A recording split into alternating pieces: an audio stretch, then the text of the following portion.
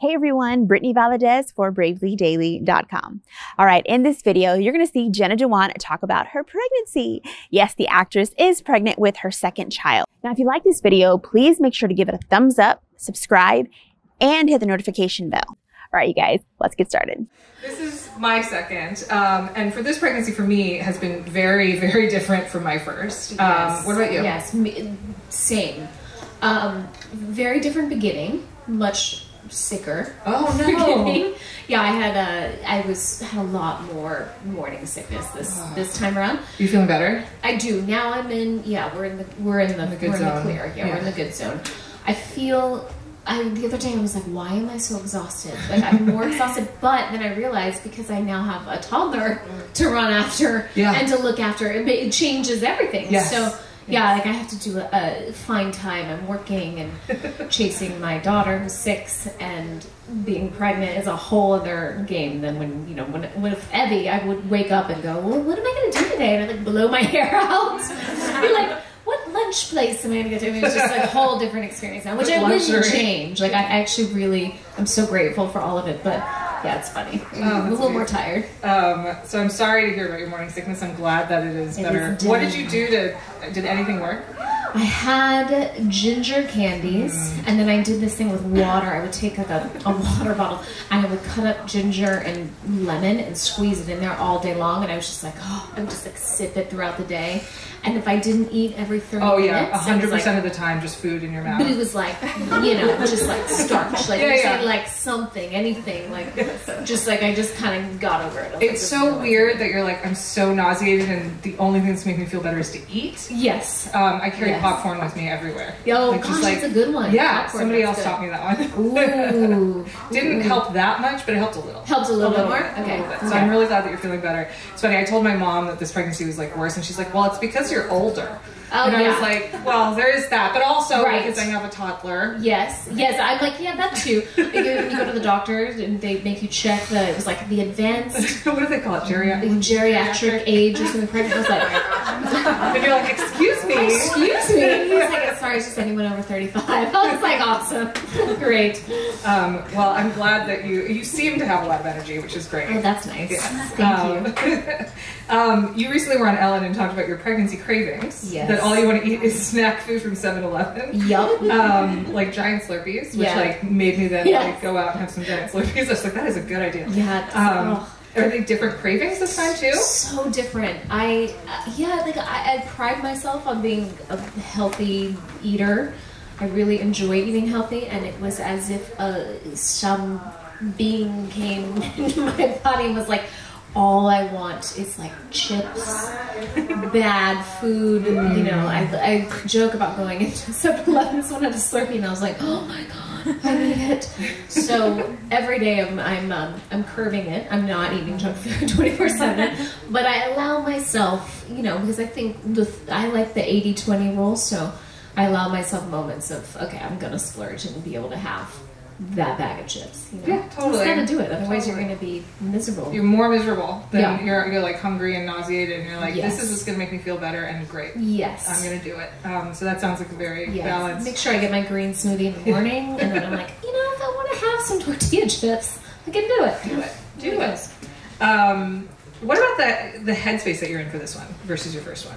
This one is it's funny because my life is crazier. There's a lot going on. I'm working, I'm filming, I'm traveling. I'm going through major changes in life. I have my 6-year-old. There's nothing about my life that should make me feel as relaxed as I feel. Yeah. But there is something about, I think, second baby. You're not as nervous. Yeah, you're not as nervous. You kind of know what's going to come. And a part of the beauty of going through what I've gone through prior to this is that now I'm in the zone of like, like new chapter, new life. Like I'm excited. I'm not in the stress of right. Oh my god, what is my life going to be? I think you kind of have a sense of what it's going to be. Also, you're just so busy. Yeah, maybe I'm just so busy I haven't like stopped to go, do I feel good? Right. But I think, I definitely feel, I'm really excited, but I'm less, I think the first time around I was excited, but I was always nervous. Yeah. So you don't know what's to come, what every movement and every feeling it, and this time around I'm a little more like, yeah, I can relax, everything's gonna be okay. Yeah, like I feel like I hadn't even been thinking about it until like last week when I was like, oh shit, I gotta pack the bag. Yes. Like this is, and like I was like, oh, this is, my life is gonna change. I mean, I remember the first pregnancy, and I'd love to hear your perspective on this, but I was so worried about what is this going to do to my life, because I've built this life that I'm so proud of and that I've worked so hard for, and like, how is this going to change my life? And I was really, really scared, and it's so hard to explain it to like some of my girlfriends who are thinking about that now. What did you go through that? Yes. What advice do you have for people who are thinking about that? Mine was actually after. So Everly was born, and the whole pregnancy was very idealistic. It was like, oh, I've wanted this my whole life, and I was so excited. And then when Everly was born, I think I had quite an awakening. It was like, oh my gosh, my life has changed so much. You know, there was no more time for myself. I was a slave to the breastfeeding. I was also, you know, I was in London. I had her in London, and so it was, I didn't even have Wi-Fi in this cottage that we were in. And my agent, thank God, sent me the entire season of The New Girl, and that was like keeping me very sane. I was like, this is making me laugh. I mean, it was just like such a shock. I remember going to the shower, like sneaking away to go to the shower and just crying to be like, oh my God, like it's such a shock. And it's like, I always say, like your heart can feel so many things at one time, because I was like, I'm so obsessed. I've never loved anything so much in my life. But then you're also, oh my God, like I'm exhausted. And like, the realization that there was, you know, you film a TV show, you film a movie, and early call times, then you know at a certain time the shoot is done, and then they're like, I can sleep in for a week, you know. And then the realization came to me where I was like, oh, there's no more. I'm never sleeping I'm again. Early call time for the rest of my life. And it was just like, I think women don't always take into account how much your life changes with a kid. And now I can't imagine it any other way. Right. I don't even know when I have days where I'm off and sleeping in, I'm still up at 7. So it's, you know, it's like your life just changes. Right. Like I'm on a business trip right now, and I was like, oh, I get to have, and then I woke up at 5 in the morning, and I was like, what? I'm like, why am I awake? Why? Yes. Excuse me, I have this pregnancy thing where like, did you get this? Yeah.